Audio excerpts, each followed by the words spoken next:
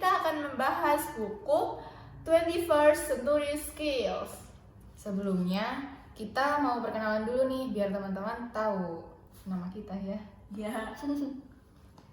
Perkenalkan, saya Sela Nikolisa dari Program Studi Pendidikan Luar Sekolah Universitas Negeri Malang. Perkenalkan, aku Syarah Desika dari Program Studi Pendidikan Luar Sekolah juga. Halo, perkenalkan, nama aku Sharon Miranda Gondo, aku juga dari Program Studi Pendidikan Luar Sekolah. Dan aku Syarifatul Sylvia Aulia dari Program Studi Pendidikan Luar Sekolah. Nah, sebelum kita membahas lebih lanjut tentang buku 21st Century Skills ini, sebelumnya ini buku 21st Century Skills ini ditulis oleh Bernie Trilling dan juga Charles Fadel. Kira-kira siapa sih dua penulis ini? Bernie Trilling ini adalah direktur global di Oracle Education Foundation yang mengarahkan pengembangan strategi pendidikan, kemitraan, dan layanan untuk program ThinkQuest Foundation. Sementara Charles Fadel ini adalah Global Lead for Education at Kisco System and Kisco Board Member on the Partnership for 21st Century Skills. Jadi, di buku ini ada 3 hal yang harus dikuasai oleh pemuda di abad 21, yaitu yang pertama, critical thinking, communication skill, and learning skills. Nah, buku ini tuh membahas tentang perubahan pendidikan dan belajar yang diharapkan terjadi di abad 21. Kemudian juga menyalakan kembali rasa cinta kita untuk belajar gitu. Meskipun banyak dari keterampilan yang dibutuhkan di abad yang lalu seperti berpikir kritis dan pemecahan masalah, dan keterampilan ini dipelajari dan dipraktekkan dalam kehidupan sehari-hari pada abad sekarang. Contohnya kayak kita melek digital gitu. Bahkan orang-orang pada 50 tahun yang lalu itu nggak menduga kalau abad ini bakal ada media digital seperti sekarang ini.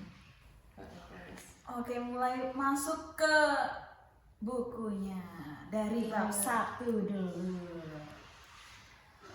Silakan. Jadi, di sini bab 1 menjelaskan mengenai pendidikan kita sedang mempersiapkan siswa untuk pekerjaan yang belum ada, menggunakan teknologi yang belum ditemukan untuk menyelesaikan masalah yang bahkan belum kita ketahui. Nilai pengeluaran untuk teknologi informasi dan komunikasi melampaui era industri pada tahun 1991, menandai awal era baru informasi, pengetahuan, dan inovasi. Ekonomi pengetahuan berbasis informasi, jaringan global, dan pergeseran kegiatan ekonomi ke layanan berbasis informasi telah mengubah cara kita hidup dan bekerja. Pindah dari ekonomi pabrik ke manufaktur berbasis data dan informasi telah membentuk rantai nilai pekerjaan yang berubah secara dramatis. Pekerjaan industri di negara-negara era pengetahuan akan terus menurun, sementara pekerjaan berbasis pengetahuan terus tumbuh. Abad ke-21 merupakan tantangan besar bagi masyarakat kita dengan sistem keuangan global, kesenjangan ekonomi, dan tekanan pada lingkungan fisik. Populasi global yang meningkat, peningkatan konsumsi sumber daya, dan ancaman terhadap lingkungan mewujudkan tantangan yang kompleks. Untuk memahami tuntutan pendidikan di abad ke-21, kita perlu memperhatikan perubahan dalam dunia kerja yang terus berlanjut. Perbedaan tugas pekerjaan yang lekat dengan pengetahuan dalam dekade mendatang menuntut keahlian, program pendidikan yang memadai, dan peluang untuk inovasi dan pertumbuhan. Daya saing perusahaan dan negara akan tergantung pada tenaga kerja yang terdidik, seperti yang disebutkan dalam laporan belajar menghasilkan pendapatan tahun 2006. Sebuah studi menunjukkan bahwa setiap tahun tambahan sekolah dapat membawa peningkatan gaji seumur hidup sebesar 10% atau lebih. Namun, sistem pendidikan saat ini sering gagal mempersiapkan siswa untuk kebutuhan pekerjaan abad ke-21 yang membutuhkan keterampilan baru. Pekerjaan yang memerlukan keterampilan manual dan rutin digantikan oleh pekerjaan yang membutuhkan pengetahuan dan keterampilan terapan seperti pemikiran kritis dan komunikasi yang kompleks. Untuk sukses dalam era pengetahuan, siswa harus dilengkapi dengan kemampuan memperoleh dan menerapkan pengetahuan pengetahuan baru serta keterampilan penting abad ke-21 seperti pemecahan masalah, kerja tim, inovasi, dan penggunaan teknologi. Oke, untuk bab kedua membahas tentang 4 kekuatan yang kuat sedang menyatu dan memimpin kita menuju cara-cara baru belajar untuk kehidupan di abad ke-21. Jadi bab 2 ini menjelaskan tentang 4 kekuatan yang kuat sedang menyatu dan memimpin kita menuju cara-cara baru belajar untuk kehidupan di abad ke-21. 4 poin tersebut, yang pertama ada pekerjaan pengetahuan, yang kedua alat berpikir, yang ketiga gaya hidup digital, dan yang keempat ada penelitian pembelajaran. 4 kekuatan ini menuntut pembelajaran baru dalam abad ke-21. Perubahan ini membuat pekerjaan lebih abstrak dan berbasis pengetahuan. Kerja pengetahuan. Perkembangan abad ke-21 membawa perubahan signifikan di dunia kerja. Keterampilan pengetahuan dan teknologi penting untuk bekerja efektif dalam tim global. Alat berpikir modern seperti teknologi digital dan perangkat menawarkan kekuatan besar untuk perubahan di abad ke-21. Kemajuan teknologi informasi dan komunikasi seperti kecepatan pemrosesan, mikrochip komputer, dan kepadatan data yang meningkat memungkinkan akses mudah ke banyak informasi. Dan yang selanjutnya, gaya hidup digital. Anggota generasi pertama yang tumbuh dengan media digital memiliki perbedaan dengan imigran digital. Di tahun 1975, lingkungan media rumah rata-rata hanya memiliki sedikit produk informasi dibanding sekarang. Iya, kalau dulu apa ya? TV, radio ya? Iya, Radio. Informasinya dapat dari radio, dari koran. Ya, yang digital dari radio. Gitu ya. Ya, itu. Kalau sekarang udah dari HP, dari komputer. Banyak deh. Pekerjaan pengetahuan, alat berpikir, gaya hidup digital, dan penelitian pembelajaran berkumpul dalam proses belajar yang sempurna. Namun pada abad ke-21 ini proses tersebut masih belum terlaksanakan dan masih terkendala. Oke, kalau untuk di bab 3 ini di sini membahas tentang kerangka belajar P21 yang itu tuh merupakan inovasi pendidikan dari masa-masa sebelumnya yang diterapkan di masa sekarang ini di abad 21. Kerangka kerja ini menguraikan keterampilan, pengetahuan, dan keahlian yang harus dikuasai setiap individu atau setiap siswa untuk dapat berhasil dalam pekerjaan dan kehidupan. Pendidikan abad 21 ini intinya adalah memadukan antara pengetahuan tentang konten, keterampilan khusus, keahlian, dan literasi. Mulanya pembelajaran yang diajarkan di sekolah formal adalah pembelajaran umum seperti membaca, menulis, menghitung, kemudian bahasa, sains, ilmu sosial, matematika. Terus kalau sekarang kan ada pelajaran tambahan gitu ya. Jadi kalau di zaman sekarang ini penerapannya kayak P5 gitu. Ada keterampilan-keterampilan gitu ya, dipadukan dengan pengetahuan. Kemudian di bab 2 ini juga membahas mengenai kerangka kompetensi abad 21. Kerangka kompetensi itu seperti ini. Yang mengatakan bahwa pengetahuan itu tidak cukup hanya inti subjek dari pendidikan aja. Jadi harus dilengkapi dengan kreativitas, critical thinking, karakter itu meliputi kayak tanggung jawab, berjiwa sosial, humanis, terus toleransi. Selanjutnya di sini juga membahas tentang berpikir kritis dan pemecahan masalah. Menurut hasil penelitian menunjukkan bahwa menggabungkan banyak dari keterampilan berpikir dapat meningkatkan hasil belajar, menciptakan, menerapkan, mengingat, menganalisis, memahami, dan mengevaluasi dapat diterapkan dalam kegiatan dan proyek pembelajaran efektif dan melekat di ingatan siswa. Jadi kita tuh kalau belajar dan ada prakteknya gitu kan lebih bisa kita ingat, ya, lebih masuk gitu. Contoh dari penerapan proyek ini adalah proyek SARS, di mana itu pada tahun 2003 ada 6 siswa dari Malaysia yang membuat situs web tentang yang membahas tentang virus SARS.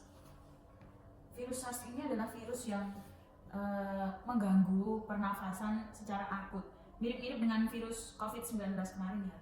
Tapi ini mereka buat situsnya pada tahun 2003, berarti mereka sudah menerapkan critical thinking dan juga menyiapkan untuk bagaimana pemecahan masalah jika virus SARS ini menyerang tubuh kita. Gitu. Selanjutnya, komunikasi dan kolaborasi. Pendidikan selalu memperhatikan dasar-dasar komunikasi yang baik, ucapan yang benar, pembacaan yang lancar, dan penulisan ejaan yang benar. Namun pada era sekarang, para siswa memiliki cara untuk tetap dapat bekerja sama melalui kelompok, tapi mereka itu nggak dalam satu tempat. Jadi mereka itu tetap bisa berkomunikasi dan berkolaborasi menggunakan web, menggunakan software-software yang tersedia sekarang ini kan. Jadi lebih fleksibel gitu mereka memanfaatkan kemajuan digital di era abad 21 ini untuk peningkatan pendidikan. Misalnya dalam proyek SARS yang digarap oleh 6 siswa Malaysia tadi itu, mereka kan merancang fitur komunikasi melalui situs web yang menarik dan efektif ya. Oh, itu merancang situs web sendiri. Mereka buat situs web yang di dalamnya itu membahas tentang virus SARS. Nah, di situ kita bisa berkomunikasi dengan mereka. Kayak mereka kan memberikan ini loh, virus SARS itu apa sih? Terus cara pencegahannya gimana gitu. Selanjutnya yang tidak kalah penting di era abad 21 ini adalah kreativitas dan inovasi. Zaman pengetahuan kita saat ini dengan cepat memberi jalan ke zaman inovasi, di mana kemampuan untuk memecahkan masalah dengan cara baru, seperti contohnya itu penghijauan penggunaan energi, kemudian penemuan-penemuan teknologi baru seperti bio dan nanoteknologi, atau menciptakan aplikasi teknologi yang bebas emisi gitu. Contohnya kayak mobil listrik, ya panel surya. Seperti kreativitas dan inovasi dari siswa-siswa itu kan terlatih dari pendidikan dan diterapkan dalam teknologi yang bisa diterapkan sehari-hari, bisa digunakan sehari-hari untuk menggantikan sumber daya alam yang mungkin bisa habis suatu saat nanti. Jadi mereka membuat gimana ya, bisa kalau suatu saat nanti habis nih, bisa ada gantinya gitu. Nah, dari proyek-proyek itu kan walaupun tidak ada tes secara tertulis kayak kalau kita kan mungkin dulu kalau sekolah di SD, SMP, setiap habis satu materi kita ada ulangan kan, terus untuk penilaian semesternya juga kita tes. Tapi kan mungkin sekarang diganti sama proyek. Ada proyek, ada tes tertulis juga kan. Nah, di situ walaupun tidak ada tes yang tertulis, itu bisa diterima kreativitas dan inovasinya kan udah teraplikasikan di proyeknya dia, jadi udah kelihatan dari situ bagaimana pemahaman dia tentang suatu topik itu. Oke, lanjut ke bab 4 ya teman-teman. Jadi di bab 4 ini membahas tentang keterampilan literasi digital. Ada 3 yang dibahas di keterampilan literasi digital ini, yaitu literasi informasi, literasi media, dan juga literasi TIK. Yang pertama itu literasi informasi. Literasi informasi itu gimana cara kita mengakses, mengevaluasi, menerapkan, dan juga mengelola informasi dengan baik. Dan juga menggunakan sumber-sumber informasi tersebut dengan tepat dan efektif. Kemudian memahami bagaimana berbagai jenis media digunakan untuk mengkomunikasikan pesan, bagaimana memilih dari banyaknya pilihan media yang tersedia sekarang ini untuk membuat pesan yang efektif dan juga pesan yang penting gitu untuk diketahui sama orang-orang. Kayak yang tadi di bab 3 itu ada proyek SARS. Proyek SARS ini juga ada juga di literasi informasi, termasuk dalam literasi informasi, karena kan mereka membagikan informasi tadi. informasi medis tentang virus SARS, apa dampak dari sosiologisnya, terus pemerintah harus ngapain untuk menghadapi virus SARS ini, terus pencegahannya. Literasi digital itu harus memastikan bahwa informasi yang kita dapatkan itu kredibel dan juga akurat. Jadi para siswa harus memutuskan informasi mana yang paling berguna dan menarik untuk diterapkan oleh mereka dalam proses belajar. Kemudian literasi media. Literasi media ini mengacu pada media penyampaian pesan, ya baik secara cetak, grafis maupun animasi, audio, video, situs web atau lain sebagainya. Masih menyangkut proyek yang sastra ya. Kalau dilihat dari literasi medianya, dia kan ada grafik, ada desain webnya kan. Nah, mungkin webnya polosan dong. Iya, betul. Ya ada kayak gambar-gambar atau apalah, pokoknya tentang desain situs webnya itu. Terus mengetahui bagaimana prosedur mendapatkan izin yang tepat untuk menggunakan kembali materi orang lain. Kalau kena copyright kan bahaya juga ya. Menggunakan elemen-elemen, ngambil video orang, ngambil foto orang, gitu kan harus ada lisensinya. Gitu. Dan hal-hal tersebut itu juga masuk dalam literasi media yang harus diketahui oleh para pelajar di abad 21 ini. Selanjutnya ada literasi TIK. Literasi TIK ini yaitu penggunaan alat-alat elektronik untuk belajar dan itu sudah merupakan standar internasional ya. Jadi semua elemen kayak siswa, guru, bahkan orang tua pun harus terlibat ya. Terus admin di sekolahnya juga harus tahu nih TIK. Kayak sekarang kan apa-apa bisa online. Kayak misalnya kita mau ngajuin surat keterangan mahasiswa nih, kita ke web kampus aja, kita klik di situ udah bisa kita ngajuin. Terus literasi TIK ini juga didukung oleh ISTE, UNESCO dan ratusan organisasi-organisasi di dunia untuk membantu mengintegrasikan TIK ke dalam pekerjaan sehari-hari di sekolah dan pendidikan.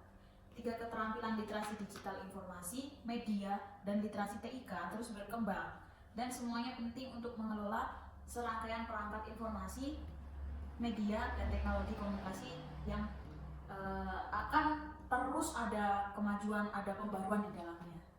Jadi biar kita bisa mengikuti. Selanjutnya, di bab 5 membahas tentang karir dan keterampilan hidup. Kriteria keterampilan karir dan kehidupan dari kerangka kerja pembelajaran adalah beberapa kualitas kinerja yang paling sering ditinjau pada evaluasi karyawan. Nah, keterampilan hidup itu apa aja sih yang dimaksud? Yang pertama, yaitu fleksibilitas dan kemampuan beradaptasi. Salah satu aspek yang tidak berubah dari pendidikan ekonomi pengetahuan di abad ke-21 ini adalah kebutuhan universal untuk mengatur pekerjaan di dalam proyek-proyek. Nah, proyek apa aja yang dimaksud itu maksudnya sekolah, bekerja, dan kehidupan sehari-hari. Karena semua itu kan pastinya ada perubahan yang tak terduga kan, dan membutuhkan perubahan cepat yang responnya kita juga harus cepat. Harus adaptif ya. Nah, jenis lain dari fleksibilitas itu merupakan kayak kita harus mampu menghadapi kritik dari orang lain, kemunduran yang kita alami sendiri, bahkan kegagalan itu. Nah, sehingga para peserta didik di abad ke-21 ini diharapkan memiliki yang pertama bisa beradaptasi untuk berubah. Maksudnya berubah bagaimana? Yang pertama beradaptasi dengan beragam peran, tanggung jawab, pekerjaan, jadwal. Yang kedua, bekerja secara efektif dalam iklim ambiguitas dan prioritas yang berubah. Selanjutnya menjadi fleksibel. Jadi peserta didik harus dapat memasukkan umpan balik secara efektif, berurusan secara positif dengan pujian, kemunduran, dan kritik. Terus yang terakhir memahami, menegosiasikan, dan menyeimbangkan berbagai pandangan dan keyakinan untuk mencapai solusi yang bisa diterapkan ketika menghadapi kegagalan dan kemunduran itu. Yang kedua dari keterampilan hidup ada inisiatif dan pengendalian diri. Pada abad ke-21 ini, siswa harus mempersiapkan diri untuk realitas pekerjaan, yang mana kita harus bisa mengembangkan tingkat inisiatif yang lebih dalam dan keterampilan pengerahan diri sendiri ketika kita berkembang melalui sekolah. Mulainya yang melalui sekolah itu. Jadi peserta didik itu dapat mengelola tujuan dan waktu, seperti menetapkan tujuan dengan kriteria keberhasilan yang nyata dan berwujud. Yang kedua, menyeimbangkan tujuan taktis dan strategis, terus memanfaatkan waktu dan kelola beban kerja dengan efisien. Selain itu juga peserta didik harus dapat bekerja secara mandiri, maksudnya yaitu bisa memantau, mendefinisikan, dan memprioritaskan dan menyelesaikan tugas tanpa pengawasan dari orang tua, kan inisiatif. Terus yang terakhir, dapat menjadi pembelajar mandiri. Ya sama sih seperti sebelumnya. Maksudnya dapat melampaui penguasaan dasar keterampilan, dapat menunjukkan inisiatif untuk memajukan tingkat keterampilan diri sendiri, menunjukkan komitmen untuk belajar sebagai proses seumur hidup, dan merefleksikan secara kritis pengalaman-pengalaman masa lalu untuk mendorong kemajuan di masa depannya diri sendiri. Nah, keterampilan yang selanjutnya ada interaksi sosial dan lintas budaya. Maksudnya yaitu memahami dan mengakomodasi perbedaan budaya sosial dan menggunakan perbedaan ini agar dapat menghasilkan ide dan solusi yang lebih kreatif untuk masalah yang akan datang ke kita. Tuh. Jadi siswa harus dapat berinteraksi secara efektif dengan orang lain. Maksudnya kayak tahu kapan waktu yang tepat untuk mendengarkan dan kapan kita berbicara dengan orang lain. Terus dapat berperilaku dengan cara yang terhormat dan profesional. Terus juga dapat bekerja secara efektif di berbagai tim. Maksudnya dapat menghormati kebudayaan yang berbeda dari anggota masing-masing tim itu. Terus dapat menanggapi pikiran terbuka terhadap berbagai ide yang diberikan, tidak menjudge gitu ya. Terus yang terakhir, memanfaatkan perbedaan sosial dan budaya untuk menciptakan ide-ide. Selanjutnya, produktivitas dan akuntabilitas. Hal itu juga termasuk dalam keterampilan hidup. Keahlian manajemen proyek yang baik sangat penting untuk proyek kerja dan pembelajaran dari sejumlah program yang mana akan membantu guru dan peserta belajar mengelola siklus proyek pembelajaran yang lebih baik gitu. Produktivitas dan akuntabilitas merupakan serangkaian keterampilan yang sangat penting dibutuhkan semua peserta didik dan guru pada abad ke-21 untuk berhasil di sekolah, di pekerjaan, dan masyarakat juga kehidupan. Jadi peserta didik harus dapat mengelola proyek, maksudnya seperti dapat menetapkan dan memenuhi tujuan, bahkan dapat menghadapi rintangan dan tekanan yang bersaing. Kemudian dapat memprioritaskan rencana dan kelola pekerjaan untuk mencapai hasil yang diinginkan. Selain itu juga dapat menghasilkan produk, maksudnya seperti menunjukkan atribut tambahan yang terkait dengan menghasilkan produk berkualitas tinggi, bekerja secara positif dan etis, mengelola waktu dan proyek secara efektif, multitask, berpartisipasi aktif, serta dapat diandalkan dan tepat waktu. Keterampilan selanjutnya yaitu kepemimpinan dan tanggung jawab. Ya memang sih setiap anggota tim ini harus bertanggung jawab atas tugasnya sendiri ya. Namun pasti dibutuhkan salah satu yang dapat mengawasi, yang dapat memimpin anggotanya itu. Sehingga peserta didik harus dapat yang pertama membimbing dan memimpin orang lain. Maksudnya dapat menggunakan keterampilan interpersonal yang ada di dirinya itu untuk memecahkan masalah, untuk mempengaruhi teman setimnya agar tujuannya itu tercapai. Terus dapat menunjukkan integritas dan perilaku etis dalam menggunakan pengaruh dan kekuasaan. Dan juga dapat bertanggung jawab kepada orang lain, seperti bertindak secara bertanggung jawab dan memikirkan kepentingan komunitas yang lebih luas lagi. Selanjutnya ada bab 6. Di bab 6 ini akan membahas pembelajaran dan pengajaran pada abad ke-21. Dua alat utama dalam belajar ini yang paling kuat yang pernah dibuat itu adalah yang pertama, pertanyaan dan proses untuk mengungkap jawaban mereka. Dan yang kedua, masalah, yaitu penemuan solusi yang memungkinkan. Yang pertama, mempelajari masalah dan pertanyaan.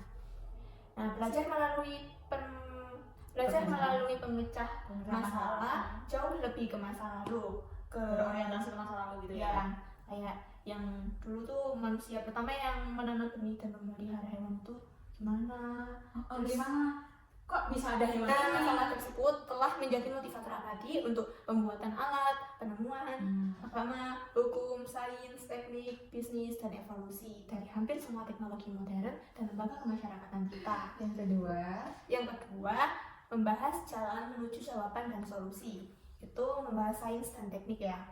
Nah, ilmuwan itu menggunakan eksperimen untuk menguji penjelasan atau hipotesis, sedangkan insinyur merancang prototipe atau membuat desain baru untuk melihat seberapa baik sih solusi mereka gunakan untuk bekerja itu. Nah, yang selanjutnya yaitu bab 7, pembelajaran yang kuat.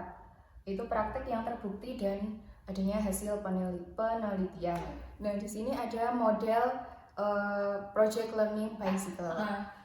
Project learning bicycle itu nanti ada 4 fase, yaitu define atau menentukan, terus merencanakan atau plan, melakukan atau do, dan yang keempat yaitu ulasan atau review. Nah, kalau project learning bicycle itu nanti kayak ada guru dan pertanyaan, itu sebagai kayak tujuan tiruan. Itu diibaratkan setang di motor di sepedanya itu. Nah, terus untuk masalah-masalah yang dibahas itu adanya perpindahan gigi dari sepeda itu. Nah, terus kan kalau kita naik sepeda kan pastinya ada keseimbangan ya. Nah, kita harus seimbang antara guru dan siswa yang melakukan proyek itu. Nah, guru itu kan sebagai penuntun, jadi nggak boleh berat sebelah gitu. Jadi harus dilakukan secara seimbang. Siswanya juga harus melakukan proyek dan harus diterapkan secara nyata. Gitu. Untuk mempersiapkan era inovasi, kita semua ini harus menjadi desainer yang lebih baik, desainer dari si proyek pembelajaran tadi, yaitu untuk siap mengatasi masalah baru dan merancang berbagai hal dan proses yang belum pernah ada sebelumnya. Proyek-proyek pembelajaran yang tertanam dalam fase-fase siklus tadi seperti melakukan perencanaan dan sebagainya itu. Lalu bukti bahwa pembelajaran proyek bekerja seperti yang telah diterapkan di Bacteria Lab dan proyek SARS. Terus pembelajaran proyek yang efektif itu memiliki 5 karakteristik utama. Yang pertama yaitu hasil proyek terkait dengan kurikulum dan tujuan pembelajaran. Pastinya harus sesuai dengan kurikulum ya. Terus yang kedua, pertanyaan atau masalah yang akan menuntun siswa pada konsep atau prinsip utama topik yang dibahas. Yang ketiga yaitu penelitian siswa melibatkan pembangunan dan pengetahuan. Yang keempat, siswa dapat bertanggung jawab untuk merancang dan mengelola banyak pembelajaran mereka sendiri. Yang kelima, yaitu proyek didasarkan pada masalah yang nyata. Jadi pembelajaran proyek ini pembelajaran berbasis masalah dan berbasis desain. Nah, yang berbasis masalah ini melibatkan proyek yang berfokus pada penyelesaian masalah menggunakan pendekatan studi kasus. Lalu siswa bekerja dalam kelompok kecil untuk menyelidiki, meneliti, dan menciptakan solusi untuk masalah itu sendiri. Lalu yang berbasis desain dapat ditemukan di ilmu sains, seni, teknologi, dan arsitektur. Seperti kompetisi robotika, pertama yang itu jenjang internasional adalah contoh lain dari pembelajaran berorientasi desain di mana tim siswa itu merancang, membangun, dan mengembangkan proyek itu sendiri. Sekarang lanjut ke bab 8 yaitu membentuk kembali sistem pendukung. Untuk mengubah sistem dalam sinkronisasi ini, Virginia Barat ini sudah memulai awal dengan inisiatif pembelajaran abad 21, yaitu inisiatif ini berfokus pada yang pertama, standar kurikulum internasional yang ketat dan relevan. Yang kedua yaitu strategi penilaian yang seimbang. Yang ketiga, praktek pengajaran yang berbasis penelitian. Yang keempat yaitu sistem akuntabilitas paralel. Yang kelima, program persiapan guru yang selaras. Yang keenam, pengembangan kontinum kepemimpinan abad ke-21. Yang ketujuh, penekanan pada program Praka. Yang kedelapan yaitu integrasi alat teknologi pada setiap ruang kelas. Lalu ada 6 prinsip teach less, learn more. Yang pertama yaitu adanya visi atau tujuan. Yang kedua, koordinasi. Nah, semua sistem pendukung pendidikan, standar penilaian, kurikulum dan pengajaran, serta lingkungan pembelajaran itu harus bisa bekerja sama dan terkoordinasi untuk mendukung pembelajaran pada abad ke-21 ini. Yang ketiga, kebijakan resmi. Harus ada kebijakan resminya dong pastinya, agar tidak ada yang menyeleweng gitu.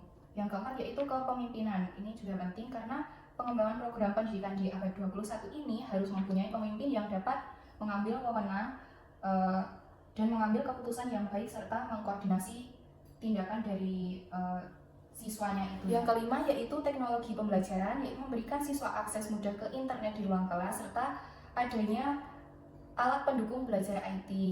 Yang keenam yaitu pembelajaran guru, karena pengembangan profesionalitas guru baru dan guru praktik adalah prioritas utama adanya pemimpin pendidikan ini. Lalu yang terakhir yaitu sistem pendukungnya sendiri, yaitu yang pertama standar. Dirancang untuk menjawab pertanyaan apa yang harus dipelajari oleh murid. Kalau di abad 20 konten panjang di dalam kelas. Nah, itu tuh kayak pembelajaran biasa gitu loh.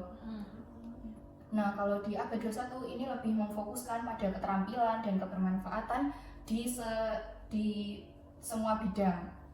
Nah, yang kedua yaitu penilaian, karena harus adanya umpan balik antara siswa dan guru. Yang ketiga yaitu kurikulum. Yang keempat, pengembangan profesi guru. Yang kelima, lingkungan belajar.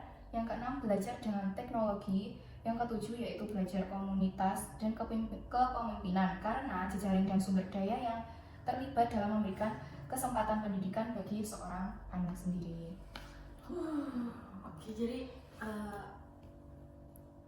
kurang lebih itu ya yang disampaikan atau dibahas di dalam buku 21st Century Skills ini. Sekian pembahasan dari kami. Apabila ada salah kata dan banyak typo, kita mohon maaf. Iya, banyak kekurangan. Wassalamualaikum warahmatullahi wabarakatuh. Bye.